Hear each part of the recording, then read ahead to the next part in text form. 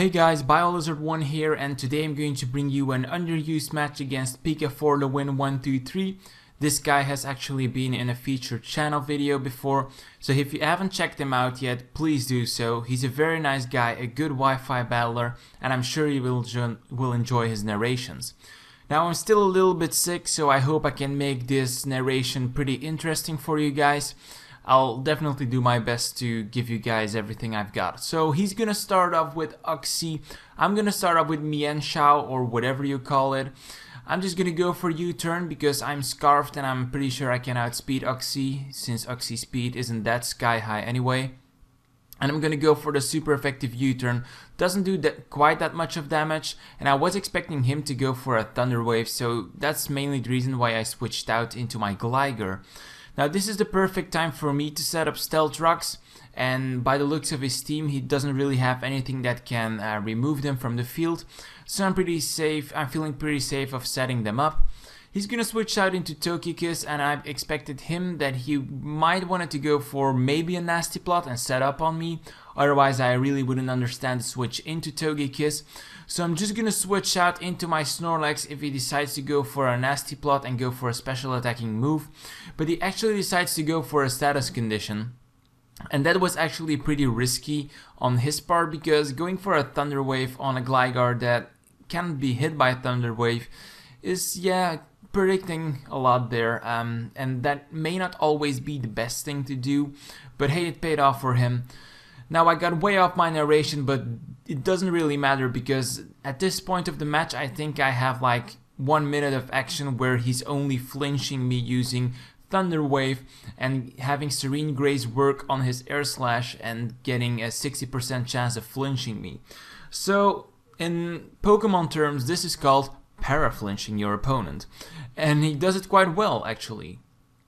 And he goes for an Aura Sphere right now, which is perfect for me because now I'm going to be able to set up get off a Whirlwind and get rid of that stupid Togekiss and get something else in Snorlax's place, because Togekiss versus Snorlax wasn't really a good matchup for me. The damage it did to my Snorlax wasn't very high, but yeah, if he got that Hex some more consecutive turns, then it would have finished me off. Now he's gonna set up Stealth Rocks of his own. I thought I wasn't really paying attention to the screen, but I think he did so. I'm gonna go for a Rest, and when my Snorlax uses Rest I feel pretty comfortable because now his Togekiss is not going to be able to get any para-flinching on me, so that's perfect. He's gonna switch out into his Chandelure, and I'm pretty fine with that because Chandelure takes a lot of damage due to Stealth Rocks. And I'm gonna go for a Sleep Talk, trying to Whirlwind him out, and if he comes in another time he will be at 50% of health due to the Stealth Rocks. But he's actually gonna go for a Stab Overheat, and that just did pathetic damage in my opinion, so I was kinda thinking that he might be Choice Scarfed, because Choice Pack would obviously do more since it's both Stab and 140 power, I think. Don't really know it by heart, but that's my guess. He's gonna switch out right now on the turn that I'm going to wake up, and he's gonna go into his Cobalion named Snoop Dogg. And now that I look at Cobalion's sprite, it does kinda remind me of Snoop Dogg, which is funny.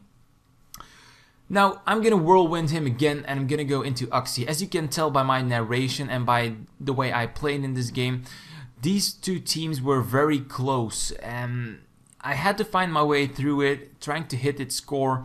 But quite now he has a very defensive core, just like myself, that is hard to play around. And like I said, it's kind of searching for that open spot where you can hit him. Now Oxy's gonna go for a Thunder Wave on my Snorlax, and Snorlax has taken a lot of status condition lately, but I don't really mind because I have Rest. He's gonna switch out into his Cobalion again, while I'm just here with my, I'm just gonna switch out my Snorlax, and I'm gonna switch out into my Togekiss. And Togekiss, if it doesn't have Stone Edge, is going to be able to take any move that this Cobalion throw at me. But yeah, Stone Edge, really, look at this. There are a lot of different variant sets of Cobalion in the underused metagame. Mine, for example, is just Calm Mind, but there are also Cobalions who use Swords Dance, and if he has Stone Edge next to Swords Dance, then I'm pretty much screwed. So I'm gonna switch out into Gligar, and he's gonna go for a sub first, and second he's gonna go for that Swords Dance. So this is the other set that you can expect in the underused metagame. But really, I'm not really fearing this Cobalion at all, because if he has Swords Dance, he might not have that much investment in attack. Because yeah, most of them run defensively and then use Swords Dance to boost up his attack, not investing anything in it. But my Gligar, like I said, I don't really bother him hitting me with any move, because Gligar is just a beast carrying a Violite, and look how much that Iron Head did. It nearly didn't scratch me, and he's gonna go for that Iron Head again, and I'm like, oh man, look, it's only doing about 80 damage, not percent, but just 80 hit points. So I can take those Iron Heads all day, and I'm just gonna roost up now, because I really don't want my Gligar to get too close to 0 hit points. And yeah, I'm just gonna go for Earthquake while he's just there, and I'm gonna kind of stall him out. But he makes a good switch and goes into Togekiss right now. Togekiss, being power flying, is obviously going to avoid my, what's it called, my Earthquake, and I'm just gonna go for a U-turn. Whoa, 6 minutes passed, still 12 to go. Alright, so I'm just gonna switch out into my Snorlax now, knowing that if he decides to go for a status condition, it's not gonna do that much of damage.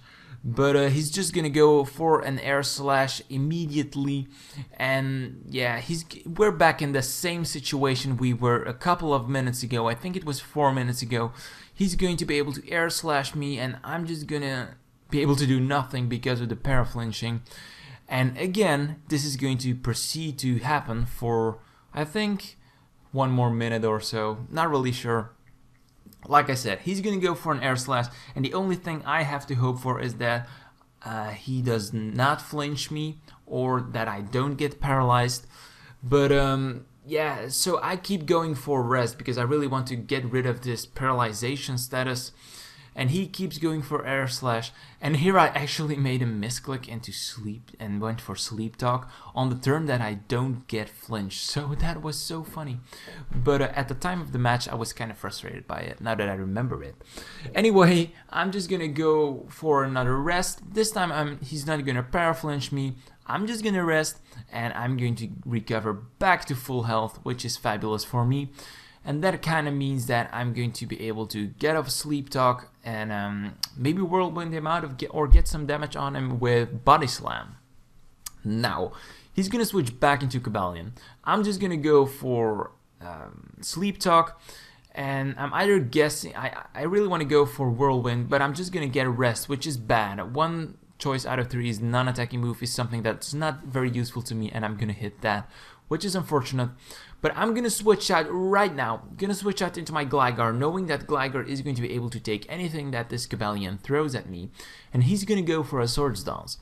So I'm thinking, okay, he can't really do a thing against me, because his last attacks with Swords Dance only did like 80 hit points of damage. So I'm pretty fine. But he goes for that Iron Head and gets a critical hit, totally wrecking my core of this team. So that's obviously not very good. Now I'm really thinking which Pokemon I should go into, and I'm actually going to go into Sceptile, knowing that he will be able to outspeed him, and I can threaten him out with an Hidden Power Fire or Focus Blast. And I'm not going to threaten at all, I'm just going to go straight for it, because yeah, this Cobalion was really annoying the crap out of me, and I really wanted to break a hole into his team. But he predicted that very nicely, goes into Uxie. I was thinking, it did more damage than I expected to do, but it's actually a critical hit, so I'm not going to get a second critical hit in a row, and I might still need this Sceptile later on, so I'm going to switch out into Togekiss. If he decides to go for Thunder Wave, then I'm fine with that, because I have Heal Bell. So I have a feeling that on this turn he's going to switch out into his own Togekiss, but I'm going to have the advantage of going for a Heal Bell, healing up all my Pokemon. So that's basically what I'm trying to do and what I'm trying to go for. He's gonna go for a Psychic, not switching out, which is not really bad, but not really useful at all. But I'm just gonna go for that Heal Bell, and I'm gonna cure my Togekiss from paralyzation and wake up my Snorlax. The next turn I'm gonna do, I guess, is go for a ruse, because that seems the most obvious thing to do at this point of the match. So he's gonna go for another Thunder Wave, and he's actually faster than me, which is strange, because I have some speed investment on my Togekiss. But hey, no problem. I'm just gonna go for a ruse, and if I calculate it correctly, that is going to bring me back at full health. Yes, it does. And Uxie, yeah, Uxie's just gonna be there and switch out next turn, and now he's gonna switch out into his Togekiss. And I think I went for a Thunder Wave right here. Nope, I'm just gonna go for a Nasty Plot, knowing that any move this Togekiss does throws at me, I'm going to be able to take it relatively easily, because I'm a special defensive wall, and with Nasty Plot, which is awesome. It's an awesome set, really, try it out. So he's going to go for that Air Slash, and yeah, it's not going to do that much. It's just quick calculation, I did 80 hit points. So I have a feeling that I'm going to break through eventually and get off a Thunder Wave. And if I do, then it's my turn to paraflinch him, because I have some speed investments, and if he doesn't, then I'm going to be able to outspeed him and finish him off by paraflinching. So I have Heal Bell, which means I'm going to be faster right now, or at least I'm going to force him to go for another Thunder Wave. And that's what he's going to go for, I guess. Let me think. The battle was so long that I don't really remember parts of it. No, I'm just gonna go for an Air Slash right here, and it does flinch him, 60% chance of flinching him, and it's going to flinch him, which is perfect. And I think that on my next Air Slash, I'm going to flinch him as well. And I think it's only good for me, because he flinched me too many times, so now it's my turn to flinch him.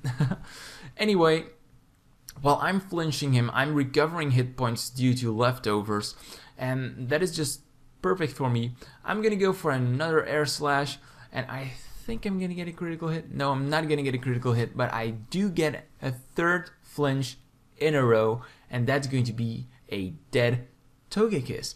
So finally, that Togekiss is out of the way, and that basically means that his core is kind of crippled, because the only thing that could threaten my team was this Togekiss. And now I'm really comfortable right now, because I thought that I would be swept by this stupid Togekiss, but now I have a good feeling about it. He's gonna go into his Flygon, and I thought he might overpredict, so I stayed in, but I actually survived it with quite a lot of health, and I'm gonna go for an Air Slash. With Nasty Plot, it's not quite gonna finish him off, unfortunately, not a one-hit KO. And I had a feeling that after leftovers I would be able to survive another Outrage, but this time it's gonna kill me, which kind of points out that last time he was getting minimum damage. But now I'm just gonna switch out into my Mienshao, and I'm just gonna U-turn out, figuring that at that amount of hit points it's gonna be enough to take out this Flygon. So Flygon's dead, and things are looking actually good for me, and I'm gonna switch out, get my regenerator ability intact, and I'm gonna switch out into my Snorlax, kind of forcing him to bring in his Snoop Dogg again, or Cobalion, not sure how you want to call him. But here's Cobalion again, yay, finally. Still 5 minutes to go to narrate. Whoa, my throat is getting sore. Anyway, I'm just gonna stay in. He's gonna go for a close combat straight off the bat, and I actually thought Eddie would go for a Swords Dance, but I barely survived it with 22 hit points, and now his defense and special defense are gonna drop, and unfortunately I didn't go for a Body Slam there, because yeah, after the defense drop I think it might have been able to do some good damage. And now he's actually gonna be being whirlwinded out. Not sure if that's even a verb, but he's gonna be switched out into his Uxie, and I'm just gonna go for a rest right now while he switches back out into his Cobalion, and I'm just gonna recover all of my hit points due to the rest while he's out there at Cobalion. Now I'm not sure what I should go for now, because he has access to that Swords Dance, and if he gets up a Swords Dance substitute and close combat, then things aren't looking that great for me. So I'm kind of debating, go for Sleep Talk or switch out, and I figure, okay, let's stay in. There is a chance that I get Whirlwind if he decides to go for that Swords Dance, and if he decides to go for the close combat straight away, I might be able to live it and get it off eventually. But yeah, he's just gonna go for swords dance. I'm gonna go for body slam. I'm gonna get that paralyzation, luckily for me because it's only 30%, but good for me as well, because now basically anything on my team is faster and I will be able to revenge kill him when my Snorlax is taken down. And now Hex is really getting in my favor. He got a lot of luck with his Togekiss, but now things are looking perfect for me. He's gonna switch out into Tooth Fairy now. I should have predicted that maybe, but I do, and I'm just gonna go for that Whirlwind right now, switching him back into his Chandelure. Chandelure gets another 25% of damage due to the Stealth Rocks, which is perfect because now he's at a range where another Pokemon can switch in and take him out. And yeah, here is Togekiss again. I'm just gonna keep Whirlwinding out, hoping that I can switch back into Chandelure and get some more Stealth Rocks damage on him. That would be nice. But yeah, he gets switched out into Cobalion, and he can threaten me with stab close combat. But I had a feeling that at this point of the match, my Azumarill would be able to sweep the rest of his team. So what I was going for is just go for a body slam, let him kill me with a close combat. If he doesn't get maximum damage, I'll be able to get off two body slams, which would bring him even lower in hit points. So now that my Snorlax is dead, I'm gonna be able to switch out into Azumarill, as you see right here, and now I'm going to be able to get off either Focus Punch, Aqua Jet, Substitute, or Waterfall. I'm just gonna go for Substitute, knowing that he will paralyze eventually, or actually I was thinking that he would switch out into Uxie, maybe. There was a possibility of him going for that. Now I'm gonna go for Focus Punch while he's gonna switch out.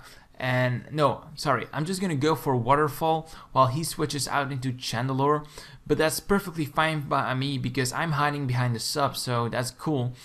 So he's gonna go into Chandelure. That one is going to be taken down due to the Waterfall. His remaining Pokemon are Zoroark, Cobalion, and Uxie, if I'm correct. So he's gonna switch out into his Uxie now. Uxie, I thought an Aqua Jet would have been enough to take him out, and I really wanted to go for that because I was fearing that the Psychic would be able to take out my Substitute. But he's actually going to go for a Heal Bell to be faster than me, which is actually a good move now that I think of it. Anyway, I'm just going to go for another Aqua Jet and finish off the Uxie. Let us see. Yep, that's what I was going for. Go for that Aqua Jet, take out Uxie.